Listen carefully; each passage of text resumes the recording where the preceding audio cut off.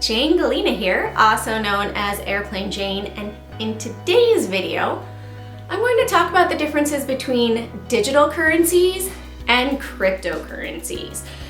If you guys are new to my channel, please hit like, subscribe, and turn on those notifications as I try to really help you guys with videos that might help clarify some things you don't understand or help you get into the trading world with very easy to understand videos that are not going to overanalyze, over technical analysis type information. Now, on my daily live streams that I do have on Monday through Friday, I do get a little bit more technical, but slowly but surely you will definitely learn all about technical analysis. So let's get into digital currencies. Well, we are already dealing in a world of digital currencies. In fact, up here in Canada, we no longer even use the penny. It's too expensive to make.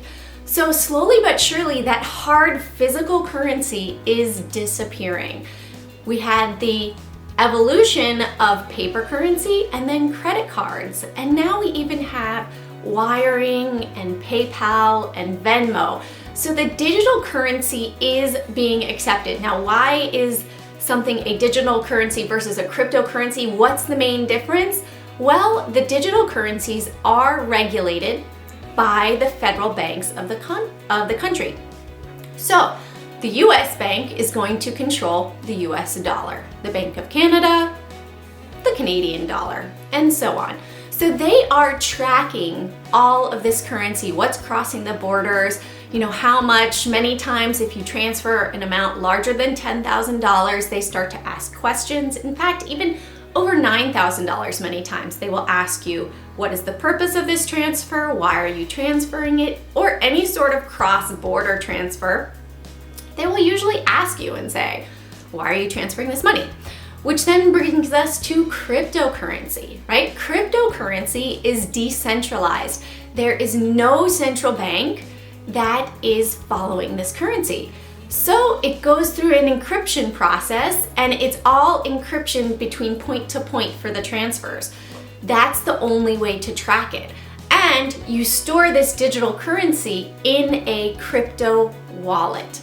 Sorry, the cryptocurrency in a crypto wallet. It is a form of digital currency, but again, it's not regulated, which is why it's a cryptocurrency. So that's part of the reason why many people are skeptical of cryptocurrencies, is because they aren't being regulated by anybody. And some think that this is a perfect way for people to launder money because it does not go through a central bank.